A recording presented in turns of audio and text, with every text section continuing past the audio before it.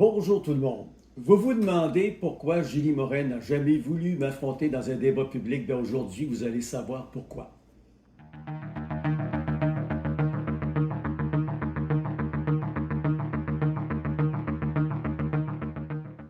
Alors, bienvenue sur ma web tv.info et je vais me référer beaucoup aujourd'hui à un article qui est apparu dans l'Écho de Frontenac. On a eu une longue entrevue avec notre député provincial, François Jacques, et on a appris, entre autres choses, qu'il y avait une contre-expertise demandée par Lac-Mégantic, Frontenac et Nantes sur les problèmes éventuels d'hydrogéologie.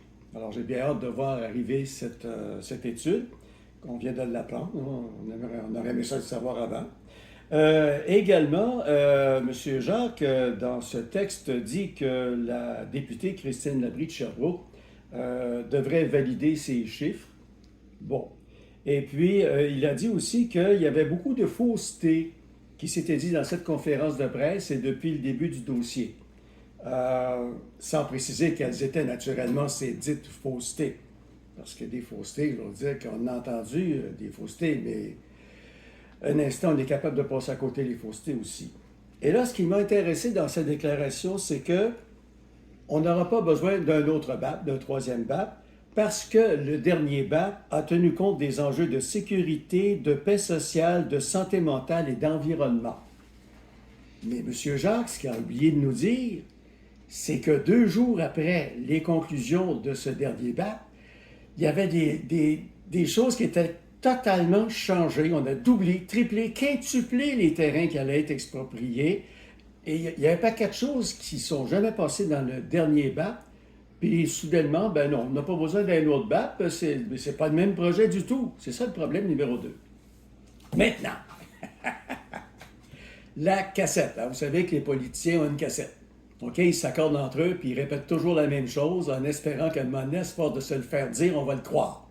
Alors que ce soit Luc Berthold, que ce soit François Jacques, ou que ce soit Julie Morin, on a toujours la même cassette. Donc, la dite cassette, voici les arguments que pourrait présenter Mme Morin si j'étais en débat public avec elle.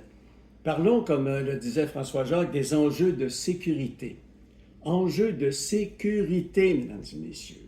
En d'autres mots, du monde qui ne sait pas ce qui se passe ici va croire que la situation de 2013 ne s'est pas améliorée, ce qui est tout à fait faux. OK? Présentement, les trains passent à 15 000 à l'heure.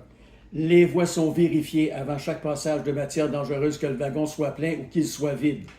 Vous avez vu de nombreux travaux effectués sur la voie pour la mettre vraiment très à niveau pour des convois de plus en plus longs et de plus en plus lourds.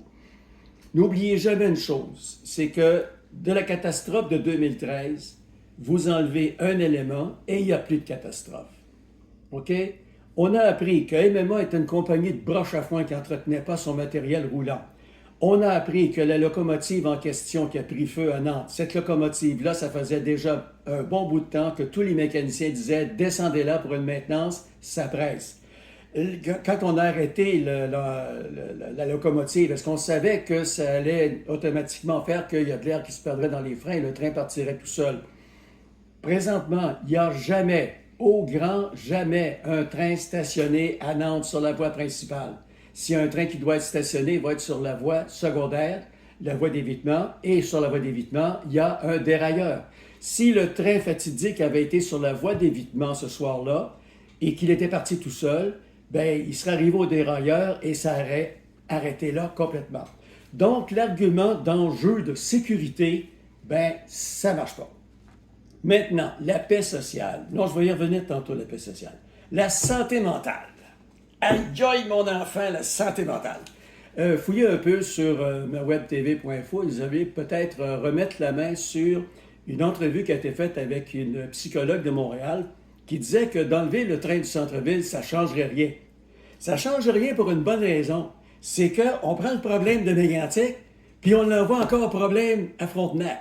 On n'a pas réglé le problème. On a déplacé le problème. Alors ça, c'est pas une solution.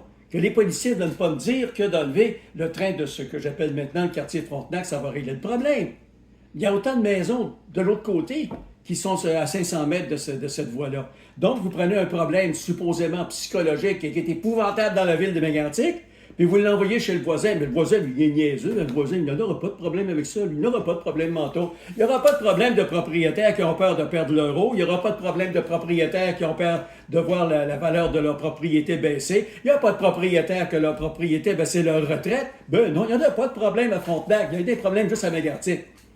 Fait que la santé mentale, oui, il y a peut-être encore des gens aujourd'hui, en 2024, qui ont de la misère avec ce qui est arrivé en 2013.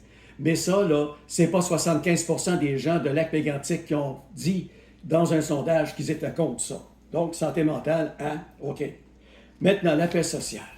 La paix sociale. Vous rappelez-vous quand, à un moment donné, ils ont décidé que Nantes et Frontenac allaient être fusionnés à Lac-Mégantic? On avait ajouté Marston et Piopolis à un moment donné. Ça tenait pas debout, leur affaire. Vous vous rappelez que ça avait chiolé, mais pas à peu près. Il avait fallu que Mme Madeleine Bélanger, qui était députée à l'époque, mette le pied à terre et dise, ce projet-là, on va oublier ça parce que là, la chicane est prise dans la cabane. Alors, la paix sociale. Tu prends ton problème à Mégantic puis tu l'envoies chez le voisin Frontenac. Puis tu penses que le voisin Frontenac va être assez niaiseux pour pas dire un mot puis dire oui, oui, j'accepte, c'est très, très bien. Il va y avoir des conséquences. Ça, c'est sûr et certain. Puis il peut y avoir des conséquences commerciales. Parce que moi, je me rappelle qu'à l'histoire des fusions, il y a du monde qui avait décidé qu'ils ne venaient plus magasiner à Mégantic, ils allaient à Thetford, ils allaient à Saint-Georges, à Sherbrooke. Puis ces gens-là, à un moment donné, à rue principale, il fallait les ramener à Lac-Mégantic pour magasiner. Alors, il n'y a pas d'enjeu de paix sociale là-dedans, sauf si vous prenez votre problème et que vous l'envoyez chez le voisin. Maintenant, l'environnement. OK. Moi, j'ai un beau cadre dans mon bureau. Beau gros cadre. 10 années de bénévolat pour Canard Illimité. Bien, quand on a travaillé pour Canard Illimité comme bénévole, mettons qu'on commence à en apprendre un petit peu sur les milieux humides, on commence à en apprendre un petit peu sur les microclimats, les micro-environnements. Là, vous allez, écoutez là, parlez à n'importe quel entrepreneur forestier qui a à faire une coupe le long d'un petit cours d'eau, dans lequel il y a quelques petits poissons.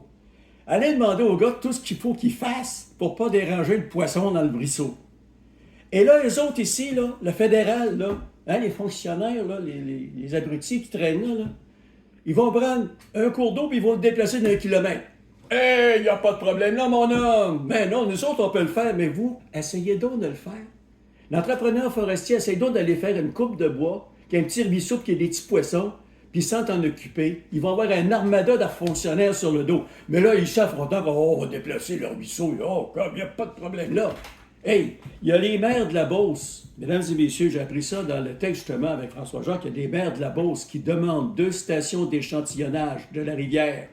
Ils en demandent un en amont, c'est-à-dire plus haut que les travaux, puis ils en demandent une autre station d'échantillonnage tout de suite après, à la fin des travaux pour faire une comparaison de la qualité de l'eau quand elle sort du lac puis quand elle va passer en avant de ce projet pharaonique qui n'a aucun sens. Et je vous rappelle, mesdames et messieurs, que ce projet-là, ben là, M. Jacques ne veut pas nous dire combien Québec va mettre là-dedans, mais il paraît qu'on ait un montant maximum. Mais en sac ton montant maximum, OK?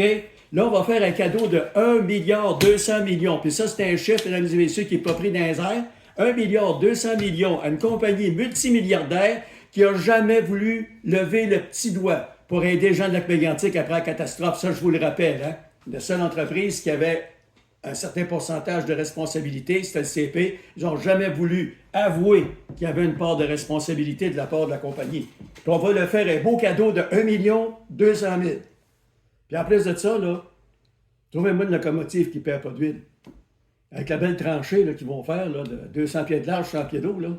Quand il va pleuvoir, là, comme on a une semaine de pluie, là, hein, tous les rejets des locomotives, ça va se ramasser où, ça? Pas dans les airs, là. Puis ça ne disparaîtra pas, ça va s'en aller dans la rivière. Alors, tout ça pour vous dire que demain matin, là, je peux prendre n'importe qui en débat public qui est pour le vote contournement, je vais le prendre n'importe quand. Les arguments que je viens de vous donner là, je vais les répéter, puis je vais leur dire, maintenant, vous allez me dire que je n'ai pas raison. Vous allez me dire que je suis dans le champ et que je ne comprends rien, que je suis un quadruple imbécile qui ne sait pas de quoi il parle.